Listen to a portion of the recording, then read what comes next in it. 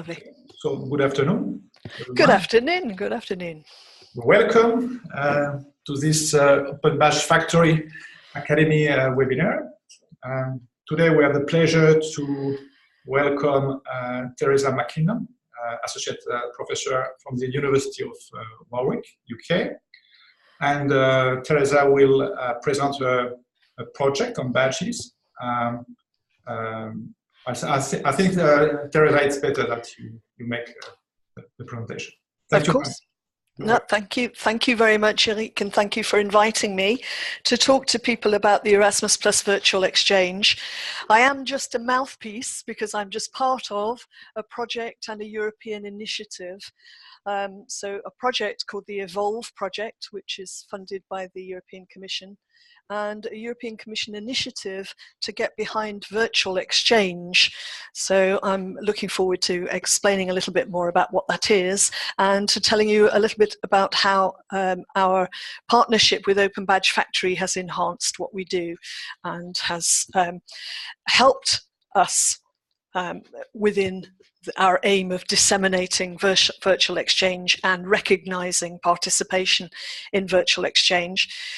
So as you can see, I'm using some slides here that were created by the president of Uni Collaboration, Sarah Guth, and I've remixed them for this purpose. So you'll see some information that we share generically around virtual exchange, and then some things that are specific to the badges. My role within the Erasmus Plus Virtual Exchange is to look after the Open Badge system and to help provide recognition to participants who have undertaken this free training that is available around virtual exchange. So first of all, a little bit about virtual exchange and what it is. So there you can see a description of what it is. It's very much something that has arisen or been perfected, if you like, through language learning. So many of you perhaps at some point in the past have been on a physical exchange in order to improve your language skills and stayed abroad and experienced the very real transformation that can happen within that system. And I hope that went well for you. It's certainly a challenging thing to do. Virtual exchange aims to provide those same sort of transformative experiences, but for those people who can't travel easily, who have perhaps requirements on their time that mean that it's very difficult for them to make physical exchange, or perhaps as well for those people who want to make physical exchange but are nervous about the environment and what they will encounter, virtual exchange can provide a pathway to supporting physical exchange. Virtual exchange relies on the development of strong digital literacies and transversal skills, things that people perhaps consider sometimes to be soft skills, the ability to communicate interculturally, the ability to use tools in order to achieve a connection with other people. So virtual exchange is actually, or the project, the Erasmus Plus project around virtual exchange is actually about supporting the development and the growth of virtual exchange and capacity building in terms of higher education support for training within this sort of activity. So what we try to do is to help people avoid some of the challenges that happen when you're making decisions about computer-mediated communication, and help them understand what others may experience in these sorts of environments and how you mitigate any risks in these sorts of settings as well. So Erasmus Plus Virtual Exchange puts the weight of the European Commission behind the growth of virtual exchange. And as you can see, there are some pretty high targets here. We wish to extend virtual exchange. We wish to engage. We're looking at an age group of between 18 to 30-year-olds.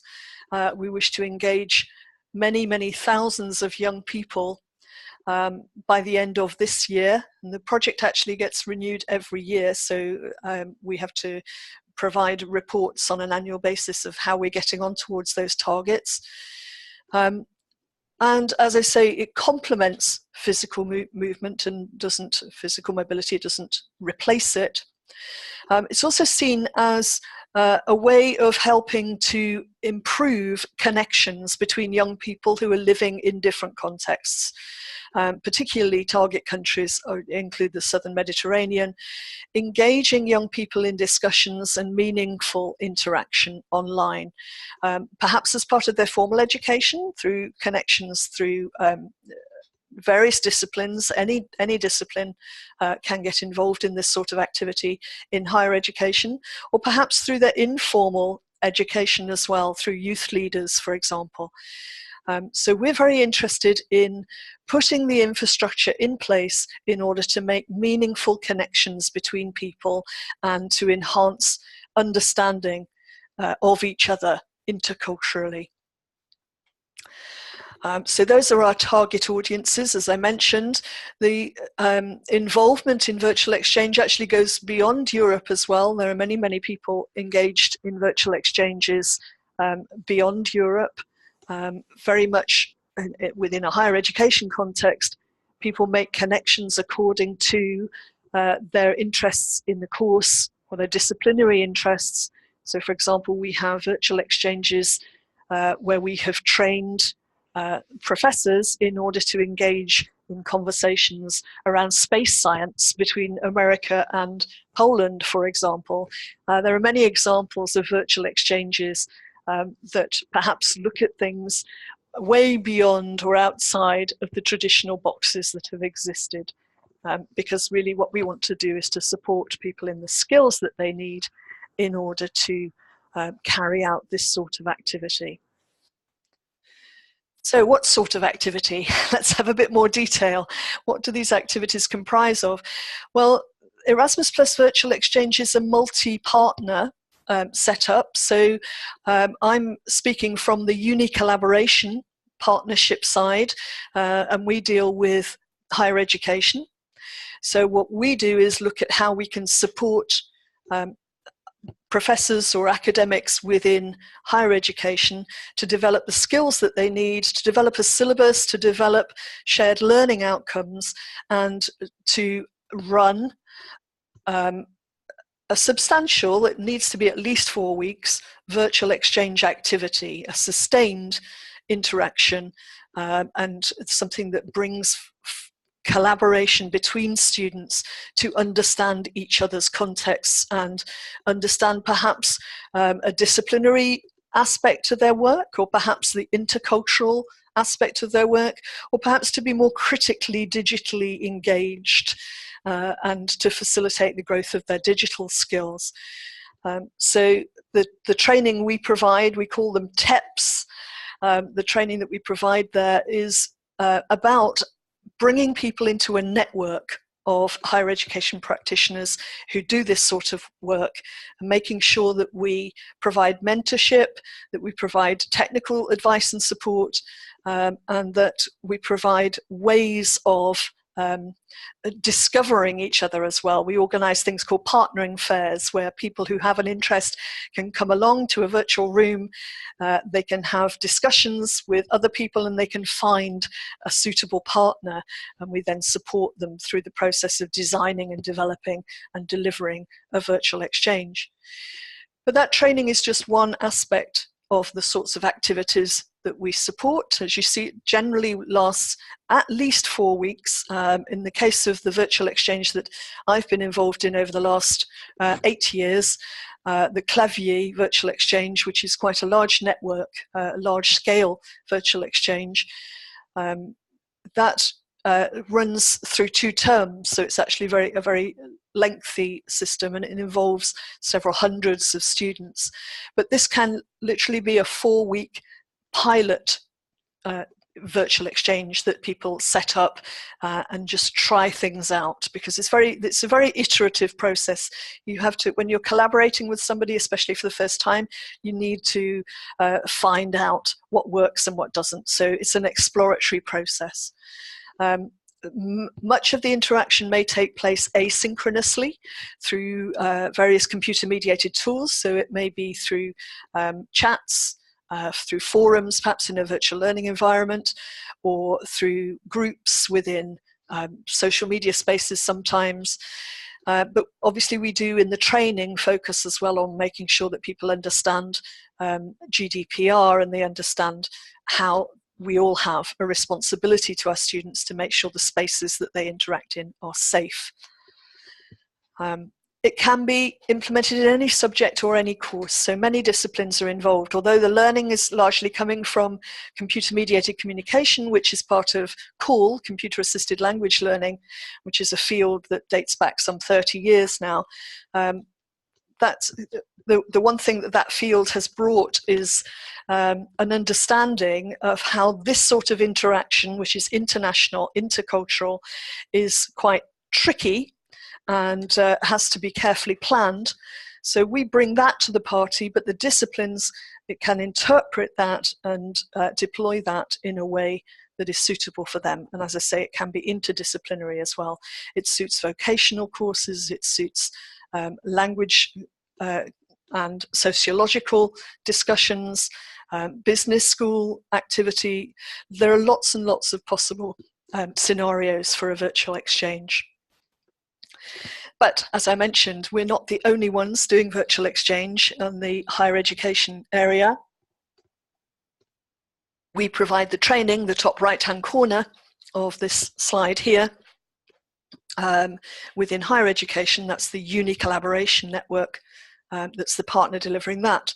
But as you can see here, there are other courses delivered by other partners that are all part of this multi-partner arrangement. So they include people such as Celaya, Sharing Perspectives, the Anna Lindh Foundation. So they're delivering various flavors, if you like, of virtual exchange, including large-scale open online courses, training in order to help and support people mediate in difficult situations, so perhaps advocacy training, and facilitated dialogue as well, helping people to gain the skills they need in order to work constructively, interculturally. So a range of programs there that are delivered underneath this initiative. Just a quick screenshot here of some statistics for the project so far. The numbers obviously keep changing, they keep increasing, which is exciting. But at the time this screenshot was taken, 8,222 people had been engaged in Erasmus Plus virtual exchange training. That number obviously continues to grow. We have issued many thousands of badges to participants. So participation is obviously quite large scale, quite diverse as well, which brings new challenges. So part of the project is not just about the success of the numbers, it's about the learning from this endeavour. So as you can see here, we've got lots of large scale interaction which helps us to research in this space and discover what works. So now to the bit that particularly involves Open Badge Factory, and that's the recognition system. We were asked to develop a way of recognizing participation in Erasmus Plus Virtual Exchange. And as myself and a colleague from the Open University, Dr. Miriam Hawke, had carried out some research in this area, we were asked to look at how we could support the deployment of open badges in virtual exchange. I had been using virtual exchange badges as an informal recognition system within my own context for the Clavier work that we've been doing for some years, and we'd done some research into how this had been recognized and how the students felt about collecting badges. And we also looked a little bit into the ecosystem of badges and how to make them successful, how to make sure that they were engaging, and that these were how we identified what things we badge, what activities are badged. And based on that, we developed a set of badges for each partner for different activities. And that has been very well received on the whole.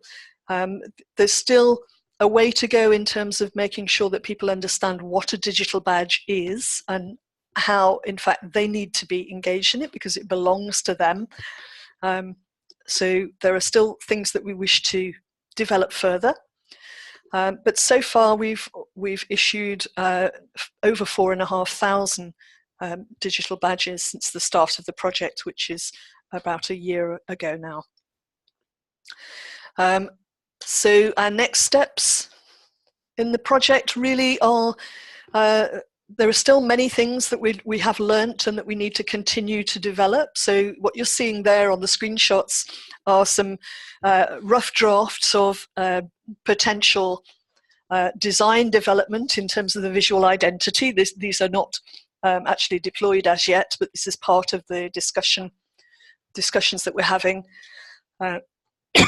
in terms of changing the look and feel of some of the badges to make sure that it's very clear that these are issued under the auspices of an Erasmus Plus EU Commission supported activity. We're also, obviously, we're multi-partner. So far the badges have been, it's been very clear which partner or which suite of activities of the 4 activities that you saw earlier has contributed a badge.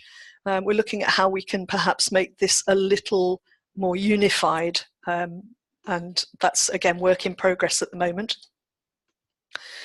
Our work is very much to do with capacity building, particularly for the creation and the expertise needed to deliver new virtual exchanges. So it's very important to us that the badges are displayed and shared and that people are aware of what they do. Excuse me. We're also very interested in collaborations and connections with other organisations that have similar aims to our own. And again, that's about capacity building because there are other activities out there that that may have synergies in terms of what we do, may be interested in what we do. So if you think you may be one of the people who is connected to an organisation with a similar aim, then do get in touch. We are always interested to make new connections.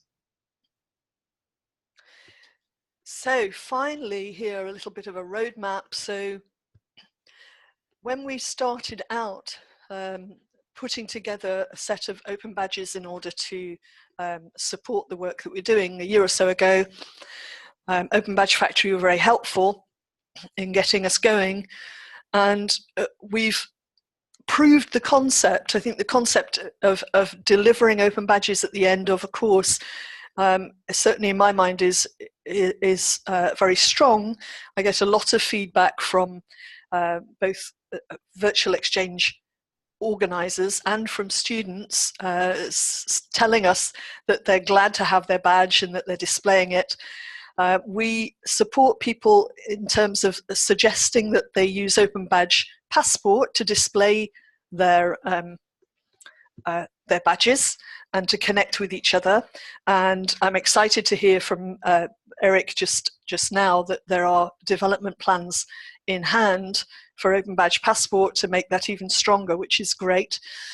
The number there from the date that I prepared the slides was 4,366. I know that's gone up since then, but it continues to come up.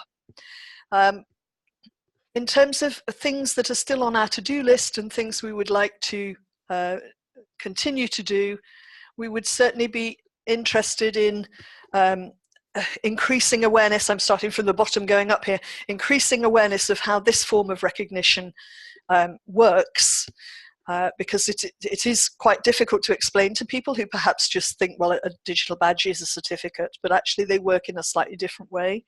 A certificate usually holds the value of the issuer first, so it's perhaps the organisation that you think about first when you think about a certificate. With this sort of accreditation, it's almost the other way around, that actually once you get your badge and display your badge, it's the interaction with that badge that shows the value of it. So the display is actually very important, and the sharing is very important. There's some work still to be done on the visual identity of the badges and the ecosystem to develop that further, so we're still working along those lines. And our next sort of commitment to Open Badge Factory, given that we still have a lot of capacity to build, is to increase our membership in order to get more detail in the reporting, and in order to make the most of some of the next level features that are available.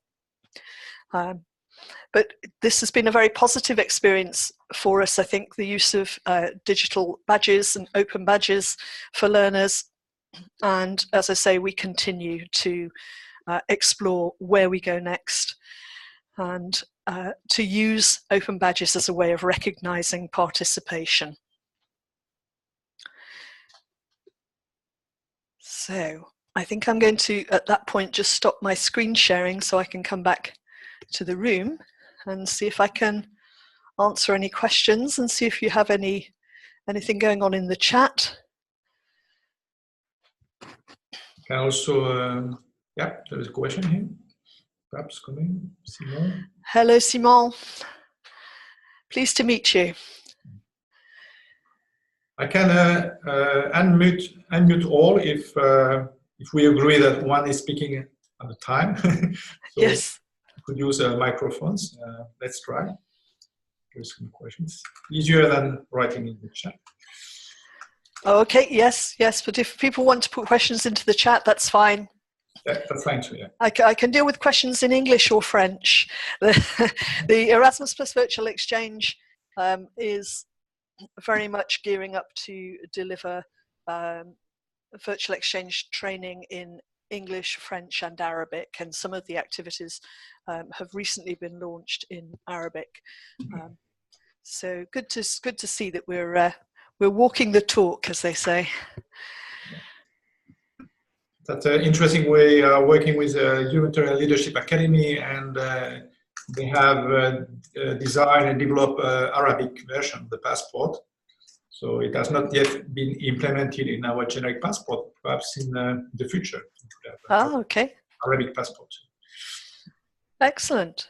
Thank you very much, Ian, for that feedback. If you have any questions, don't hesitate to ask. I will do my best to answer them. I have a question about the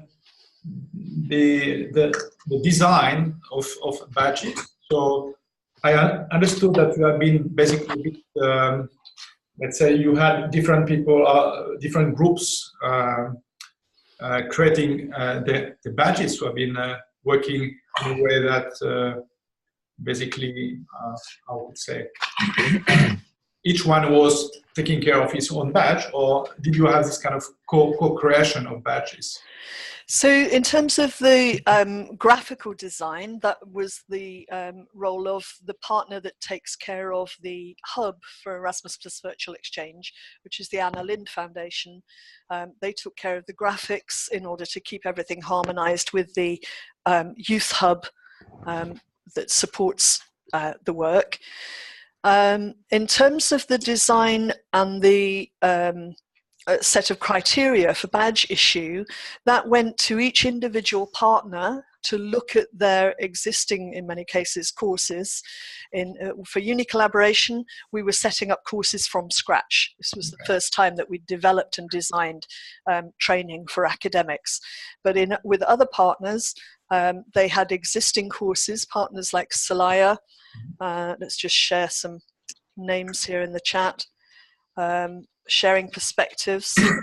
They had courses already, and for them we used the Mozilla badge design template from way back when. Those of you who've been using badges for a while will remember that. It's a spreadsheet with a series of decisions around a course, and we used that to set up the criteria for badge issuing, and it was very much based on the learning outcomes of each course and acquiring a certain level of competence. What we're looking at now is how we, as a group of separate partners, recognize the development of different skills and identifying those skill sets, and then actually sort of bringing together, again through a spreadsheet, but bringing together our feelings and our thoughts about how our courses contribute to the development of a skill set, with a view, having taken that audit, to defining a framework, if you like, of competences, and looking at how virtual exchange contributes to the development of those competences. So it's important to recognize that we see this as a journey. We've completed a first year of this journey. We've learned a lot. We are collaborating more and more closely together and starting to understand each other's challenges and the slightly different flavors of virtual exchange that are delivered, and the different target audiences as well that they appeal to. So yes, there's a journey that we're on here, and we continue to learn from that. And we do have, on the uni collaboration side of things, researchers involved in actually sort of putting these things together. So both Sarah and Francesca Helm as well are involved in that research activity. Jeff asks in the chat, why Open Badge Factory? Well, we did look at several different badging sites, and as I've been involved in Open Badges for quite some time, I was very familiar with a wide variety of badging sites. I think I'd tried pretty much every one. I'd also been involved in Badge Wiki, the sort of collaborative endeavor that took place on the web in order to pull together the various strands of knowledge and understanding around Open Badges.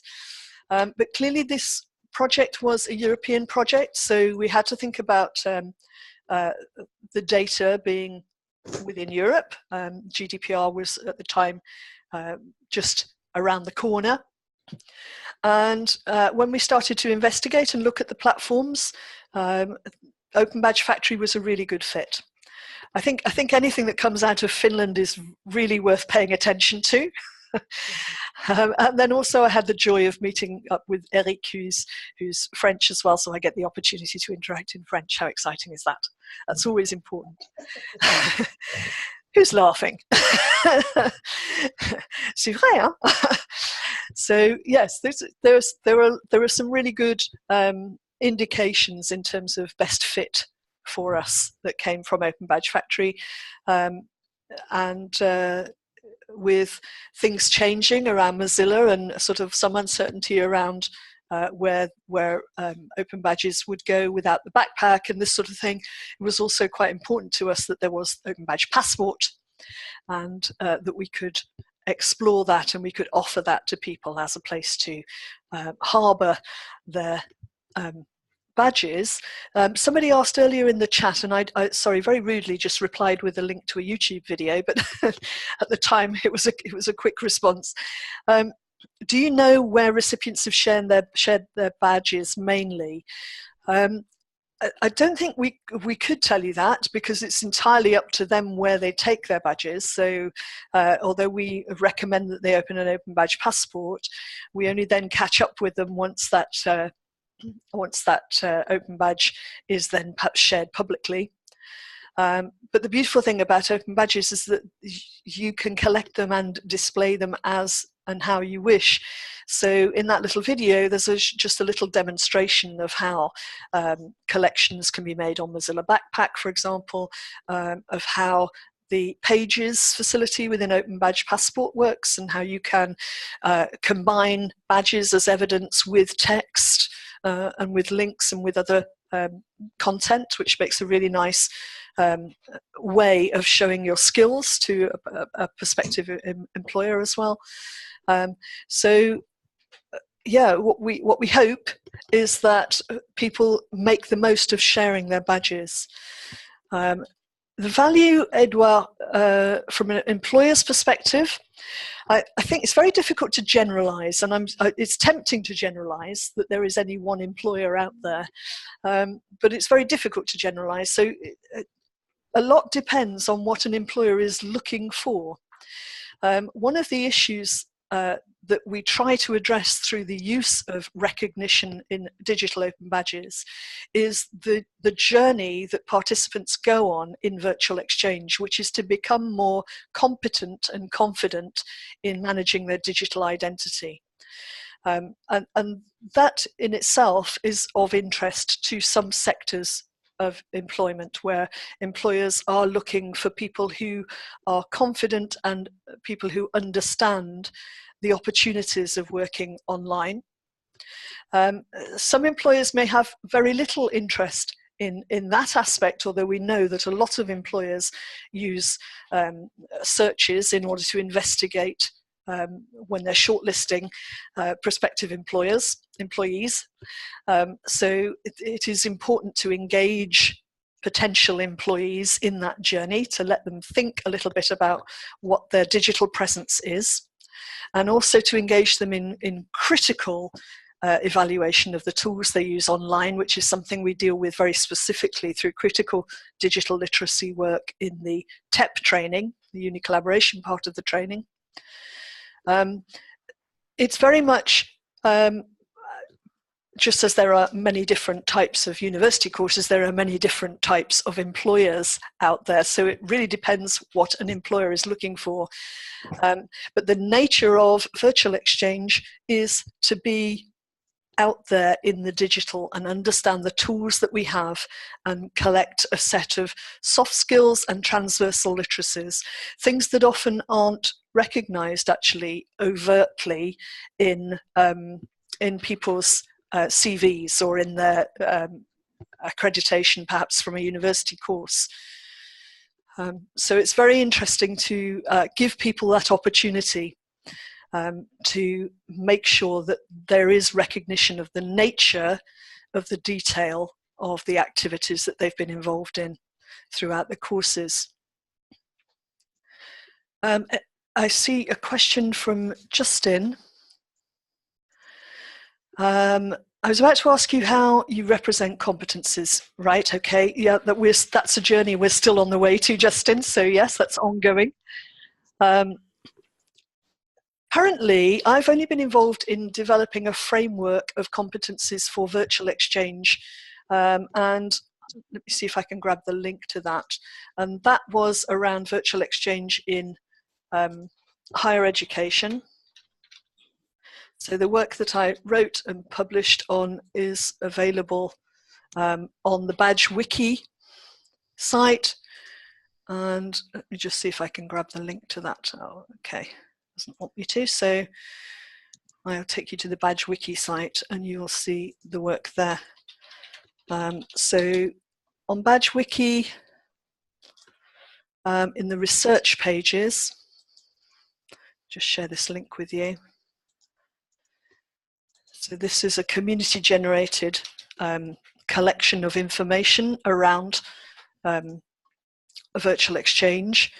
You'll see some work here on open badges in language skills development, which was published as part of, I'll just share a book with you, a link to a book there in an online intercultural exchange publication. So the work that we did is shared there. Right, so I hope that may be of interest, but clearly that's not for the whole of virtual exchange as it exists in the Erasmus Plus program. It's for a specific language learning aspect of virtual exchange, and a competency framework there, which was very much around how to structure virtual exchanges in order to progressively and incrementally increase the skills that are required to move from information sharing into at the sort of highest end, collaboration and co-creation online. Well, yes, Ian, that's that's a very sad thing to read in the chat there. Yes, um, yes, I think I join you on banning the B word. Thank you, Justin. I hope that was of interest. Um, yes, well, I hope it's not a replacement for physical movement, but rather that virtual exchange complements and enhances and perhaps can help. Now, this is me at my most idealistic, but perhaps can help mutual understanding across borders so that the sort of fever that we're seeing spreading out at the moment of populism and everything else can be averted and can be stopped because the lack of understanding that we see from leaders at the moment of the importance of our interconnectedness at a time in sort of global history that could not be more important to recognize our interconnectedness. I think there's work to be done there, so I'm hoping that we're contributing to that. Great to see such a good turnout, Eric. That's fabulous. Yeah. A lot of great questions. Great questions, yes. So I have a question. We usually ask a lot about the impact of badges on badge earners and entrepreneurs and so on. Did you see some kind of impact on teachers on the way they design their courses? Because badges is basically it's very much going for competence first. So when you go for competence first, you sometimes have to redesign or rethink your traditional courses. Did you see some changes in this course developing strategies? Or? The design of the TEP training for practitioners very much looks at exactly that.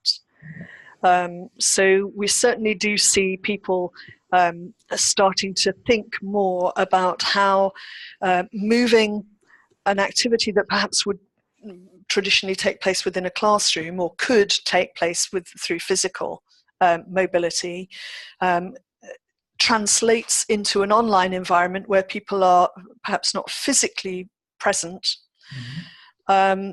But having said that, what we do is to try and put in place a set of understandings and the expectation that sometimes you need to be flexible and collaboration can be difficult. And I think that's a great help and a great reassurance to practitioners, because there is an anxiety, it's certainly perhaps in some education systems more than others, an anxiety that experimentation and innovation can be dangerous. And that's certainly not something that we would support, because experimentation is really the lifeblood of the profession. For teachers, we need to experiment, we need to try, we need to collaborate with learners, we need to try new things, we need to assess how they go down with our learners and what they contribute. If I just quickly share my screen with you, I can show you perhaps a little bit of feedback around one of our advanced training badges. So you can see here, this is just using Open Badge Passport, and this is one of our badges for badged activities for the TEP Advanced Plus. And you can see here, this is feedback on the badge for those practitioners who have picked it up and displayed it and discovered, in some cases for the first time, just what it is to have a badge and what you can do with it. And I was certainly very heartened. This was quite a small course. It's not a very large cohort, but it was great to see that feedback there. So, I do think, having first picked up my first badge, I thought this is a bit of a novelty, but what do I do with it? And that's a few years ago now. But now, as I was saying to Eric earlier, if ever I do anything online, if I contribute to a webinar, or if I participate in a conference virtually, then recognition that is also virtual is something that I would expect. So for me, it's become a sort of default way of actually collecting evidence of what I've been busy doing.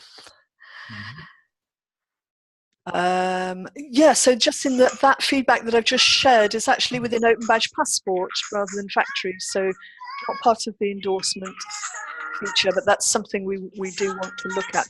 Oh, somebody's mobile's going off.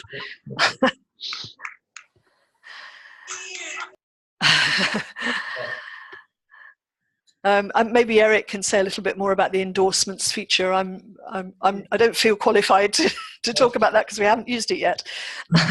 So what is interesting with endorsement that, as perhaps many people know here, we have endorsement inside Open Badge Factory. So an organization in Open Badge Factory can endorse another organization. We have mutual endorsements, so which is giving, I would say, more value to badges, and you can see already, I would say, networks in the endorsement information, for example, in the passport.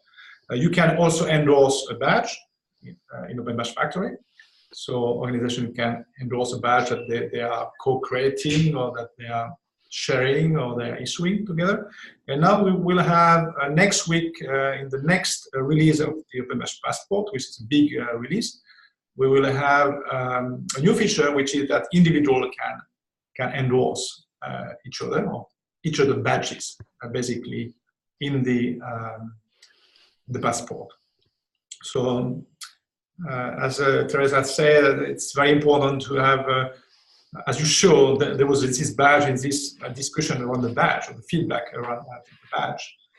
Our goal is to support this community effect and to have badges as, I would say, connectors. So possibility to add, as you know, perhaps now you can add in the passport, you can add proof of your learning on the badges that you have already earned. So you can enrichir in French the badge. You can also now put comments on badges, so the community of practice could discuss. It's still a bit, we're still looking for a better solution. Perhaps it's too open now. People are not really discussing. They are just putting some comments.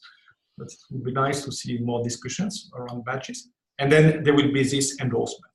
And all these kind of things make badges, in my opinion, very valuable for potential employers, because soon, let's say in 1.5 months, we will have access to employers also. The employers will have access to the passport. So there will be not only individual accounts in the passport, that there will be also accounts for organizations. So it will get very interesting. We'll see what happens. Sorry for this long explanation. No, that's helpful. That's interesting to me as well. I didn't know that. So the power of the network is something that I am very familiar with, having worked for a long time online and in online settings. And collecting your PLN, your personal learning network, is very much fundamental. It certainly has transformed the way I work. And has been a really, really useful way of extending the contacts that I make. So I can understand the power that would be part of that initiative. So yes, but participants endorsing one another as well, Justin. Yes, I agree. That's interesting, and certainly since I've been using Open Badges, I've seen their use and collected Open Badges from the Eden network, from the Coral network. I'm not sure if you're aware of Coral, but that's the Open Educational Language Learning Network in the University of Texas. They also award badges, and people who are genuinely interested in how we navigate online spaces and what we do there and how we manage our digital identity, that's a very good natural fit with open badges. Thanks for coming in. Thank you, Ian. Okay. Any Great. questions to Teresa? Or Teresa? I apologise that the sun is streaming through my window and I can't do anything about the blinds, but at least it does prove that England does have sunshine. Yeah, if nothing else. I'm sure that it has some lamp. Yes, I wish. I'm getting a tan here. I wish we would have the same kind of light in Finland, but today it was nice. I mean, we had some sun, so it's great. Okay. Any other questions? I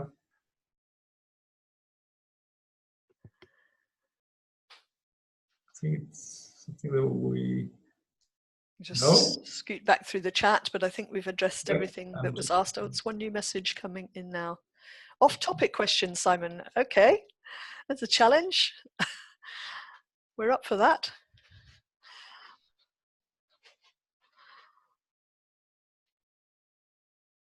So we are waiting for the question. No problem. Yes, with bated breath.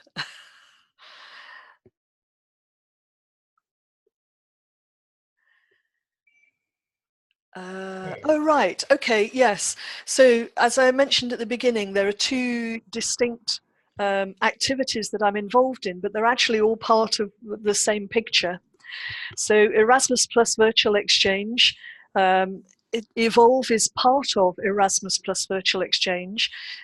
We've been in close discussions. In fact, a lot of the people are the same people involved in both the Erasmus Plus Virtual Exchange, which was a tender, which was funded by the Commission, and the Evolve training, which was a project.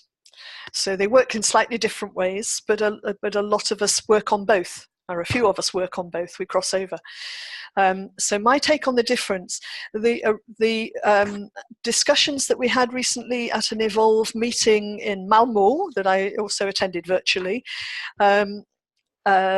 decided that we would make sure that we capitalize on the synergies between these two interrelated activities, and that we deliver the training through the uni collaboration side of things rather than separating things out and competing with each other, which obviously doesn't help our overall objective. We share the same objective to increase and build capacity for virtual exchange. So Evolve is going to be focusing more on very specific audiences. So internationalization officers would be a particular target group. But general training, the TEP training that we deliver is where most higher education academics or professors would be sent to for the training delivered through Erasmus Plus Virtual Exchange. So that will mean that we're no longer sort of competing for an audience, and that we will collaborate in terms of our delivery and our shared aim of increasing in capacity building for Erasmus Plus Virtual Exchange. So not particularly off topic, Simon, just more detailed. You clearly got a closer knowledge of the landscape than perhaps most people have. So I hope that answers your question, but do let me know. Oh, okay, right, yes. Great, thank you. No, you're very welcome. I do tweet us at Warwick Language, so do feel free to contact me through there if you wish to, and I tend to use the hashtag OpenBadgesHE to connect some of the discussions around open badges in a higher education context. So you may see us there, but for the project and for virtual exchange generally, we tend to use the two hashtags. So one is virtual exchange, obviously, and the other is, of course, Erasmus Plus, which I will try to take the typos out of before I share that. So on Twitter, the conversations connect using those hashtags. Evolve will be publishing a newsletter very shortly. We have the Erasmus Plus Evolve website for those who aren't aware of it. I will share the link to that.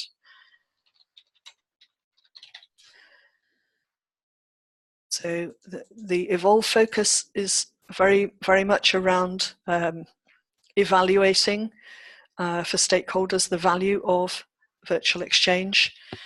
So there's a research center within that that looks at the nature of interactions that happen under virtual exchange, and the wider youth portal. I will share that link as well. All have, let's just find that one. All have social media accounts as well, so you will find us on Twitter and in Instagram and the such like. There we go. There's a few links to if you're interested in following up more, but do get in touch. As I say, you can find me on Twitter as @WarwickLanguage. And I want to say a big thank you as well to Eric and to Open Badge Factory for giving me an opportunity to talk about what we've been up to. Thank you, it was a pleasure. And I think that we learned a lot of things about Erasmus Plus virtual exchange, which was something, I mean, I would not say totally new, but it was very interesting. And this concept of virtual exchange, and I think a lot of to think about that. But I love also your approach as badges as connectors, and I think it's a really great approach because it gives really the potential to open badges. You know, that they should have not only badges as credentials, but badges as connectors in the community and exchange between people, interaction between people. So I loved your presentation. Thank you very much. Thank you. Thank you very much.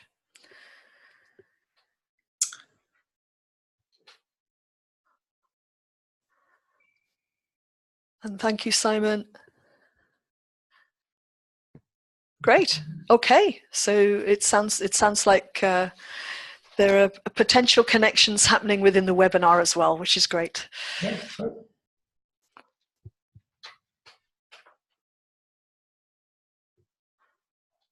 So thank you very much. I will close officially this presentation, and I stop recording and